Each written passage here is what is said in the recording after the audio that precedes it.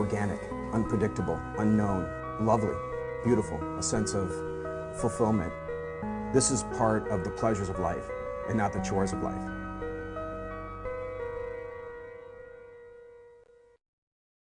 On this edition of Daily Iowan TV, could it be over? Learn what decision was made regarding the recent government shutdown. And food for thought, see what letter grade the UI received for vegan-friendly food. And in sports, we break down the Bucks and Hawks battle in Columbus. That's all coming up next. This is Daily Iowan TV. I'm Tom Brokaw. For more than 100 years now, the University of Iowa community has been waking up to the Daily Iowan. Today, it's the largest newsroom in eastern Iowa. And now you can see the news every night on Daily Iowan TV and get it anytime worldwide at dailyiowan.com.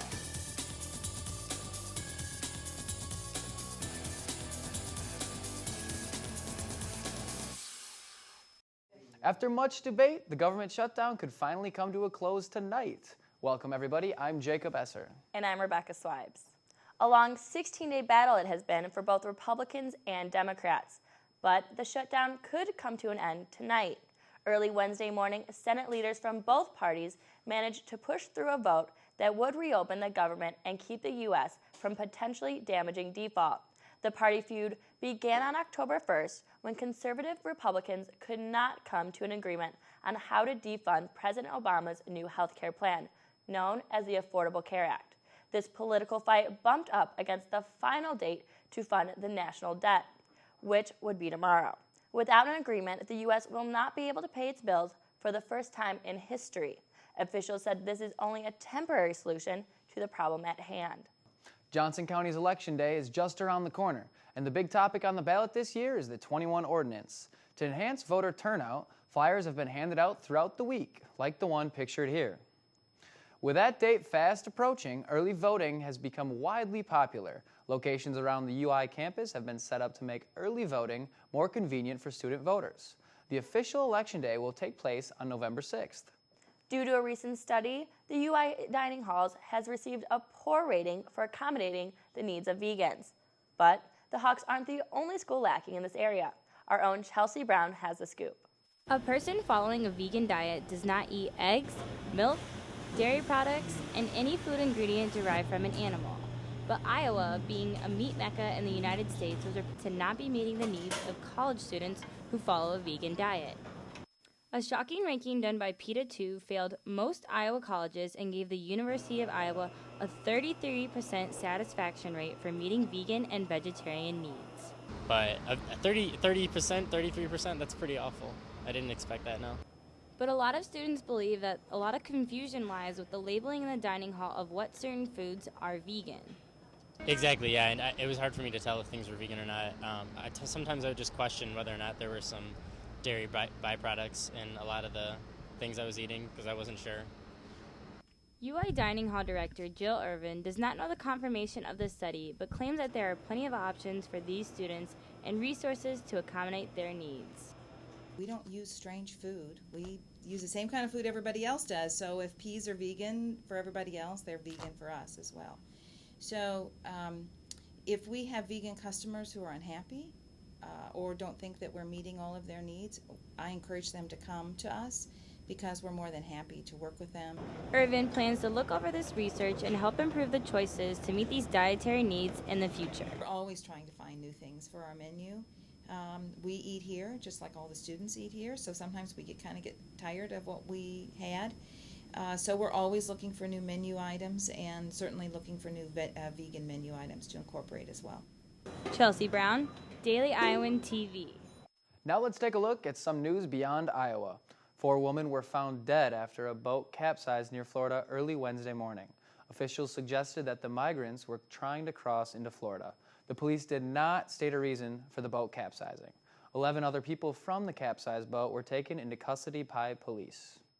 And tragedy also struck across the globe in Japan. Wednesday, a mudslide swept across the country, killing 17 people and also damaging 350 homes. The mudslide hit Japan after Japan experienced a tropical storm, which brought more than 30 inches of rain. Nearly 50 people are still missing. A woman was snorkeling off the Southern California coast when she spotted something very unusual, an 18-foot-long fish. The silver giant, called an oarfish, needed 15 people to get it out of the water. The fish usually swims much deeper in the ocean, and sightings are rare. A California marina showcased the creature to middle school students and plans to display its bones once the fish decays.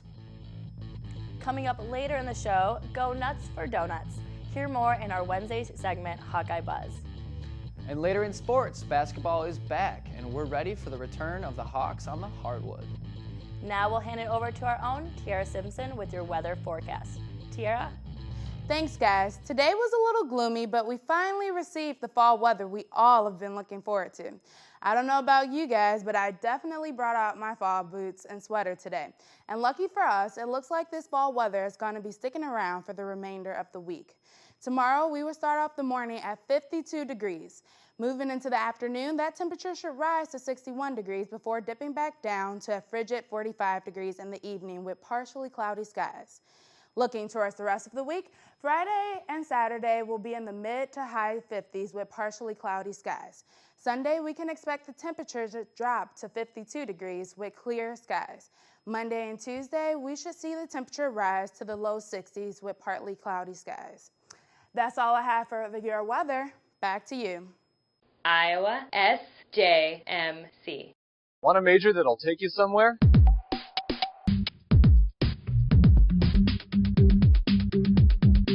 I joined and now I'm in Los Angeles, California, interning for Conan O'Brien at Warner Brothers Studios.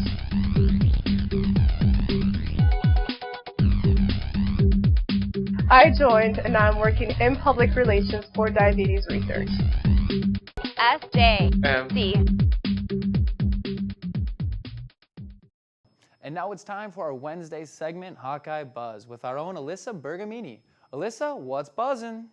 Welcome back to Hawkeye Buzz, everyone. So there's Monday, there's Tuesday, and then there's Donut Wednesday.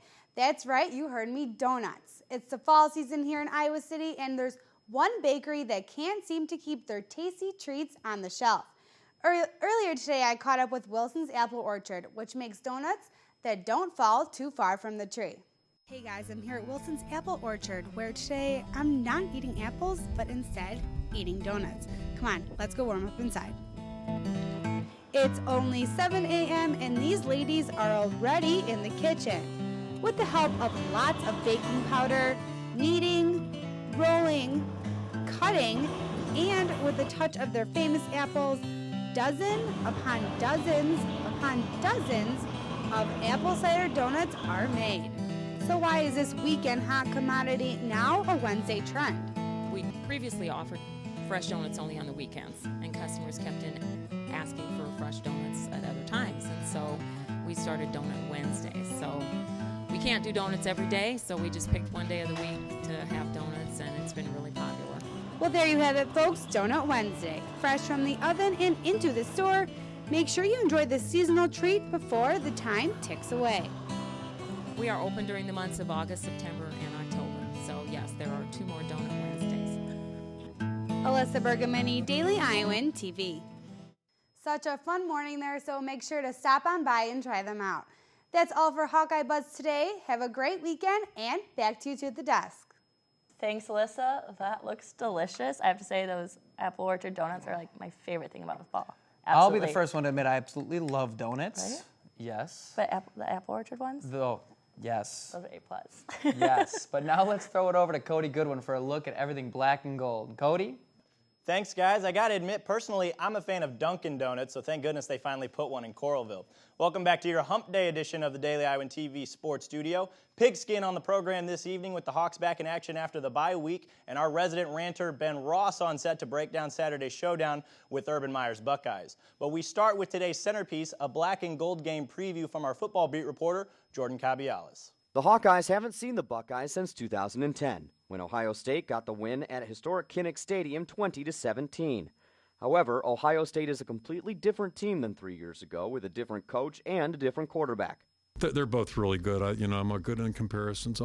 Pryor's playing in the NFL, starts in the NFL right now, which tells you the caliber of football player he was when he played for him, and he's the last guy that we saw. And now you find a guy who's a little different style in terms of size, all that type of thing, but he's fast. He can throw the ball. This guy is fast, throws the ball extremely well, and he can get it down the field. Now led by junior quarterback Braxton Miller, the Buckeyes are a perfect 6-0 on the year.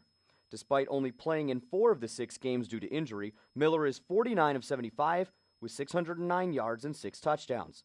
Miller is also quick on his feet, rushing for 233 yards with a long of 40. However, he has yet to run one in for a touchdown after doing so 13 times last season. In addition, the Buckeyes are on an 18-game winning streak, the longest in college football, and have yet to lose under new head coach Urban Meyer. They're playing at a really high level, and I think as much as anything, if you look at it, they've got a win streak that's approaching 20 games right now, and you don't do that by accident. That it requires good players, good coaching. It requires players that understand you got to show up every week. The Hawkeyes are coming off their first conference loss of the season against Michigan State. The Spartans in their first-ranked run defense brought Mark Wiseman and company to a halt, giving up just 23 yards on the ground. The Buckeyes boast the 6th best run defense in the game, which means Jake Rudock and the offense are going to have to find other ways to score in Columbus. Ohio State is giving up 240 yards per game in the air this season, which is 72nd in FBS, and the Hawkeyes have numerous receivers that can rack up the yardage. Jake Rudock has completed 11 pass plays of 25 yards or more this season, including 6 that have gone for 40 or more. The Hawkeyes have lost 4 of the last 5 games against Ohio State, and if they want things to change, will have to be nearly perfect on Saturday. Jordan Cabielas, Daily Iowan TV Sports. Thanks, Jordan. And now all we need is a little bit of Ross, and that's exactly what we have in Daily Iowan football editor Ben Ross. Now, Ben, a lethal rushing attack from Ohio State is going to be up against that Hawkeye defense on Saturday. 3 abled, dangerous running backs, if you count quarterback Braxton Miller. What should the Hawkeyes expect? Well, they should expect a little bit of thunder, a little bit of lightning. Thunder coming in the form of those very capable running backs in Jordan Hall and Carlos Hyde. Those two have combined already for just 11 touchdowns on the year just on the ground. You can't forget about the man under center, behind center, and Braxton Miller. He's rushed for nearly 300 yards this year, and only in limited performance, too. He hasn't played every game in the year. They need to keep them corralled to have any chance of stopping these guys. That's the 11th ranked rushing offense that Ohio State brings into Saturday's matchup with the Hawkeyes. Now, the offense as a whole from Ohio State averages nearly 500 yards a game. They're putting up almost 50 points a game on their opponents. What is Phil Parker's best chance at stopping these guys? Well, it all starts with the quarterback and Braxton Miller. You got to stop him from running. You got to stop him from passing. B.J. Lowry in the defensive backfield is going to need to have a pretty big game in shutting down their wide receivers, as well as all 3 of Iowa's linebackers, Anthony Hitchens, Christian Kirksey, and James Morris. You need to corral these running backs, stop the running game, and that's the only chance Iowa will have on Saturday. Now, finally, Ben, we have to ask, what's your prediction for Saturday's game? My prediction is I choose Iowa 13, Ohio State 31. Iowa won't cover the spread for the umpteenth time in a row, leaving Iowa bettors unhappy, but that's the way it is. You heard it here from Ben Ross first. Thank you so much, Ben. And unfortunately, that's all we have for you tonight. Be sure to tune in tomorrow as pregame goes live here in the Daily Iowan TV Sports Studio. Until then, Jacob and Rebecca, back to you at the desk right after this.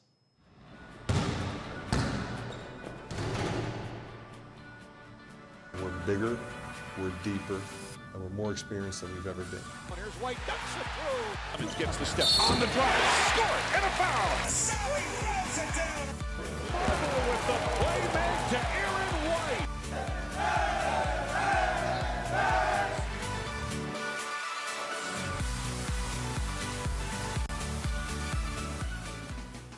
Well, that's your most current edition of Daily Iowan TV.